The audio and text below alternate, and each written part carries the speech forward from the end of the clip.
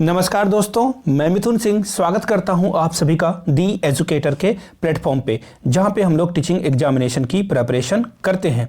आशा करता हूं आप सभी अच्छे होंगे, स्वस्थ होंगे और आप जो है सीटेट की तैयारी में लगे होंगे। देखिए, एनसीएफ 2005 के बारे में आज हम लोग बात करने वाले हैं और इससे बार बार जो पूछे जाने वाले प्रश्न हैं, बार बार फ्रीक्वेंटली आस्क्ड क्वेश्चन है, टॉप 30 क्वेश्चंस को आज हम लोग कवर करेंगे।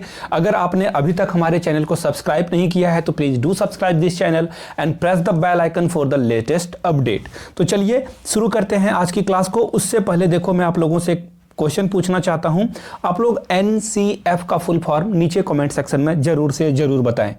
आगे बढ़ते हैं क्वेश्चन नंबर 1 की ओर। विद्यालय शिक्षा का अब तक का नवीनतम राष्ट्रीय दस्तावेज कौन सा है? तो ये आपका आंसर हो जाएगा एनसीएफ 2005 जो है वो हमारा सबसे नवीनतम दस्तावेज है। आगे बढ़ते हैं क्वेश्चन नंबर 2 की ओर। आपको बताना है एनसीएफ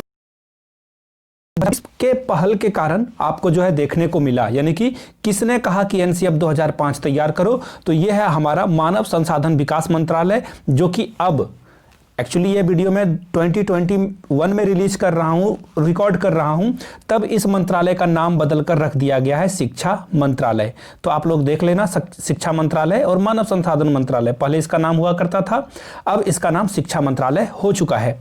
आगे बढ़ते हैं, किसकी अध्यक्षता में एनसीएफ 2005 तैयार किया गया था? तो ये है प्रोफेसर यशपाल, बहुत बड़े साइंटिस्ट, बहुत बड़े शिक्षाविद जिन्होंने बहुत काम किया है। इन्हें पद्म विभूषण से नवाजा जा चुका है। अब देखिए, एनसीएफ 2005 का मुख्य सूत्र था कि लर्निंग विदाउट बर्डन, यानी कि बच्चे के ऊपर बिना कोई बर्डन दिए हुए आपको सिखाना है, उन्हें पढ़ाना है। समझ पा रहे हो बात को?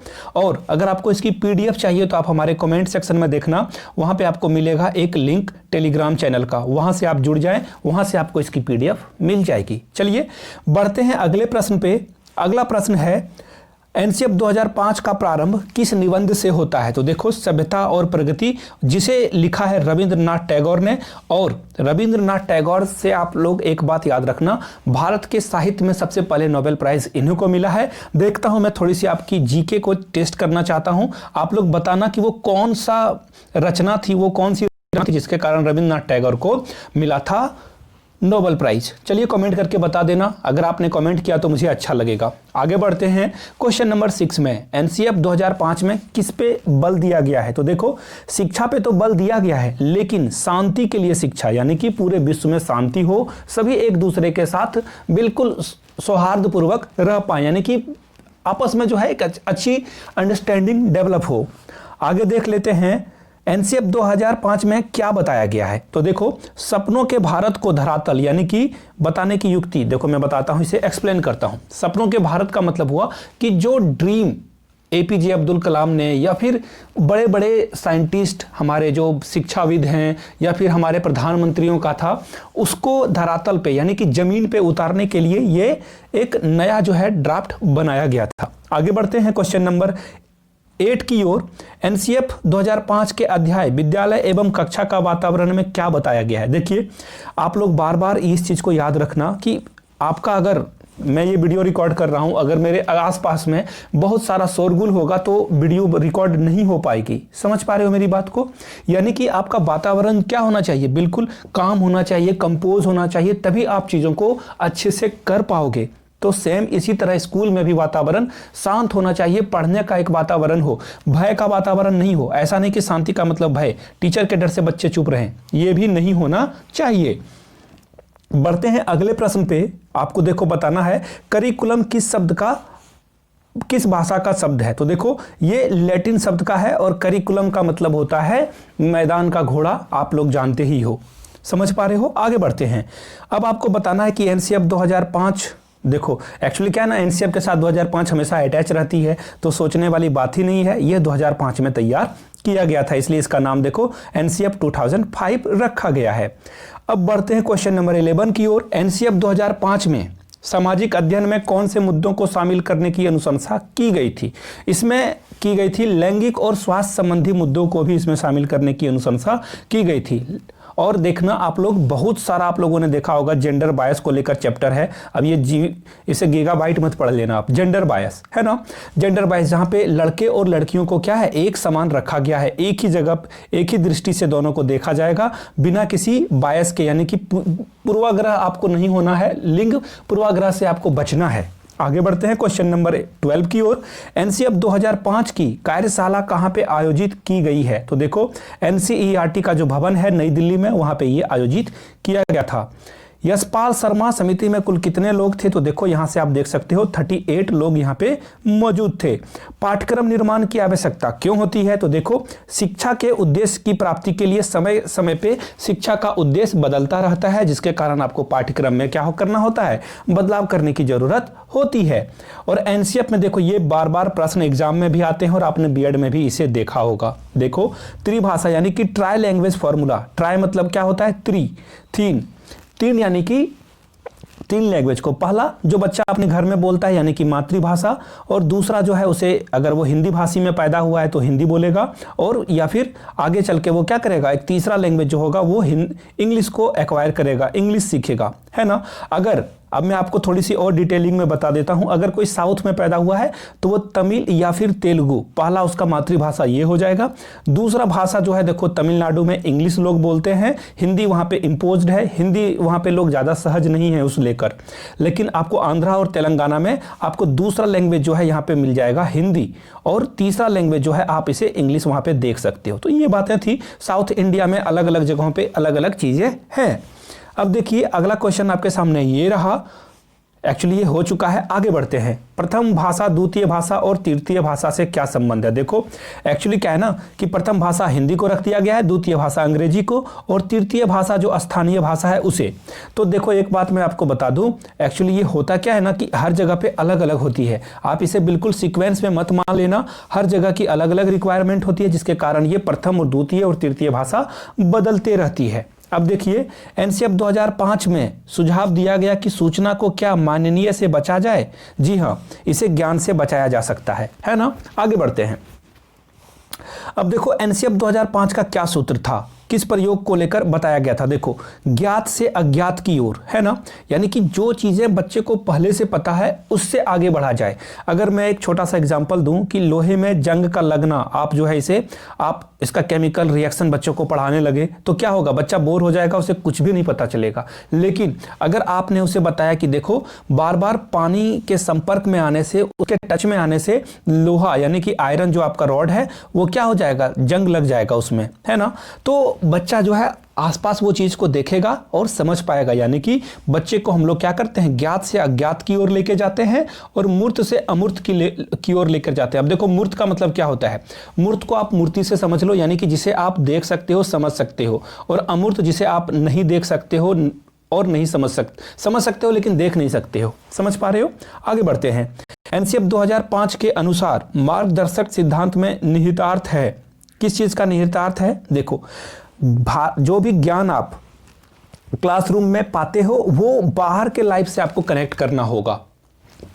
बार बार देखना, आप लोग देखना, लर्निंग बाय डूइंग, मैंने बहुत सारे लेक्चर्स लिए हैं, मैं बार बार बोलता हूं कि आपको क्या करना है, लर्निंग बाय डूइंग करना है, यानी कि जब आप सीखोगे करके सीखोगे, और डेली लाइफ में आपको क्या करना होगा, उसे ऐड करना होगा। डेली लाइफ में आप चीज़ों को ऐड करते हो, दैनिक जो दिनचर्या है उससे आप ऐड करते हो। तो ये बातें हो गई, आपको शायद पूरी तरह से समझ में आ चुका होगा। अब देखो अगला है एनसीईआरटी 2005 के अनुसार बच्चों की गलतियां क्यों महत्वपूर्ण है? देखो सबसे पहली बात, बच्चा गलती करेगा तो वो सीख पाएगा कि चलो एटलीस्ट इस वे में ये आंसर नहीं होगा, वो दूसरे तरीके से ट्राई करेगा। अगर आप बच्चों को गलती करने का मौका दोगे, इसका क्या मतलब है? इसका मतलब यह है कि बच्चा क्या करेगा, अलग अलग वे में सीखने की कोशिश करेगा। अगर आप पहले ही सॉल्यूशन दे दोगे तो बच्चा नहीं सीख पाएगा। आगे बढ़ते हैं क्वेश्चन नंबर 21 की ओर। शिक्षा बिना बोझ के, इसका मुख्य स्रोत का क्या अर्थ है? देखो एनसीईआरटी 2005 में क्या कहा गया कि इतनी चीजें को आपको ऐड नहीं करनी है, आपको क्या करना है, सिलेबस को कट करना है और ज्यादा से ज्यादा आपको प्रैक्टिकल यानी कि डेली लाइफ से बच्चों को कनेक्ट करना है। आगे बढ़ते हैं। एनसीईआरटी 2005 क्या सिफारिश करता है? तो देखो इसमें यह क्या किया है कि गणित की शिक्षा को केंद्र में होना चाहिए प्राथमिक स्तर पर। ऐसा क्यों? देखो एक्चुअली क्या है ना कि हम लोग दिन भर मैथमेटिक्स के प्रॉब्लम से ही जो जीवन में है उलझे रहते हैं। बच्चा घर में मान लो बिस्किट खाता है तो वो बोलेगा मुझे एक नहीं चाहिए, मुझे 3 चाहिए, 2 चाहिए। तो ये देखो यहाँ भी मैथमेटिक्स है। तो आप बच्चे को क्या करोगे, रियल लाइफ से उसे जोड़ोगे तो बच्चा क्या कर पाएगा, अच्छे से चीज़ों को सीख पाएगा। चलिए बढ़ते हैं क्वेश्चन नंबर 23 की ओर। अब देखो यहाँ पे गणित शिक्षण महत्वाकांक्षी, सुगमता और महत्वपूर्ण होना चाहिए। अब यहाँ महत्वाकांक्षी का क्या मतलब है, तो देखो महत्वाकांक्षी का मतलब होता है कोई चीज जो पाने के लिए उत्सुक हो उसे बोलते हैं महत्वाकांक्षी, यानी कि लक्ष्य की प्राप्ति करने वाले को बोलते हैं महत्वाकांक्षी। आगे देख लो, गणित की लंबी आकृति का क्या मतलब है एनसीएफ 2005 में, यानी कि एकता संकल्पता को दूसरी संकल्पना बनाना, यानी कि एक चीजों से आप दूसरे चीजों को क्या करोगे, कनेक्ट करोगे, ब्रीच कर दोगे आप। चलिए आगे बढ़ते हैं। एनसीएफ 2005 के अनुसार सीखना है, यानी कि सीखने का मतलब होता है मानसिक विकास होना, शिल्प और कला केंद्र और व्यावसायिक ज्ञान, यानी कि सारे चीजों को एनसीएफ 2005 में क्या किया गया है, ऐड किया गया है। आगे बढ़ते हैं क्वेश्चन नंबर 26 की ओर। एनसीएफ 2005 में परीक्षा के संबंध में क्या सुझाव दिए गए थे सुधार करने के लिए, तो देखो 10वीं तक ऐच्छिक परीक्षा हो, यानी कि बिल्कुल अनिच्छा से नहीं लिया जाए, यानी कि एग्जाम जो है बहुत हल्का कर दिया जाए, टेस्ट वगैरह पे जोर नहीं दिया जाए, नहीं तो बच्चा नहीं सीख पाएगा। ये जो है टीचर ने क्या किया था, सुझाव दिया था। अब एनसीएफ 2005 किस पे बल देता है, देखो करके सीखना। मैंने कहा था ना लर्निंग बाय डूइंग, हमेशा याद रखना लर्निंग बाय डूइंग, बच्चा करके ही सीख पाएगा चीज़ों को। अब देखो अगर आप उसे बोलोगे कि जो खाना पकता है वो गर्मी जैसे ऊर्जा का, एनर्जी का ट्रांसफर एक जगह से दूसरे जगह होता है, तो आप इसे समझा सकते हो कि गैस जब जलता है तो उससे जो फ्लेम यानी कि आग है उससे जो है कढ़ाई को फिर गर्मी मिलती है जिसके कारण खाना पकता है। तो आप क्या करोगे, उसके डेली लाइफ से और करके सीखने पे जोर डालोगे। एनसीएफ 2005 में कला शिक्षा को विद्यालय में जोड़ने का उद्देश्य है, क्या उद्देश्य है, ताकि बच्चा जो है उसका व्यक्तिगत विकास हो, मानसिक स्वास्थ्य को विकसित किया जाए। 2 चीज़ों को उसने ऐड किया है। अब देखो एनसीएफ 2005 में गुणवत्ता आयाम शीर्षक के अंतर्गत महत्व दिया गया है। किस चीज को दिया गया है, ताकि बालक को जो है अनुभव मिले, यानी कि बच्चा को क्या मिले, अनुभव मिले और पाठ्यक्रम का सुधार हो। आगे बढ़ते हैं क्वेश्चन नंबर 30 की ओर। शिक्षा बिना बोझ के कब आए का विचार क्या था, तो देखो शिक्षा बिना बोझ के यानी कि बिना किसी बर्डन के दिया जाए वो 1993 में ही आ गया था। अब आगे देखते हैं अगले प्रश्न पे। एनसीएफ 2005 के अंतर्गत परीक्षा सुधारों में सुधार को सुझाया गया है। देखो सामूहिक कार्य मूल्यांकन, सतत मूल्यांकन और खुली पुस्तक की परीक्षा। देखो अब खुली पुस्तक का क्या मतलब है, देखो बहुत सारे एग्जाम होते हैं, ओपन बुक इसे इंग्लिश में बोला जाता है। ओपन बुक मतलब आपको 3 घंटे का समय मिलेगा और बुक दे दिया जाएगा कि जहां से आप चाहो आंसर खोज के लिख सकते हो। तो इससे भी बच्चे का क्या होगा, डेवलपमेंट होगा।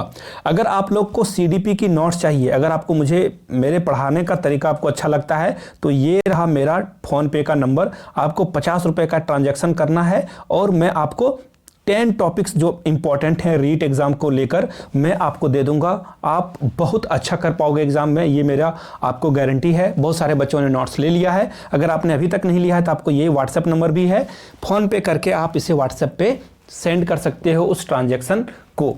चलिए बहुत बहुत शुक्रिया आप सभी का इस कीमती वक्त के लिए। अगर आप नए हो तो please do subscribe this channel and press the bell icon for the latest update. दोस्तों तक इस वीडियो को जरूर से जरूर शेयर करें। Thank you, have a good night and one more thing, have a great morning in your life.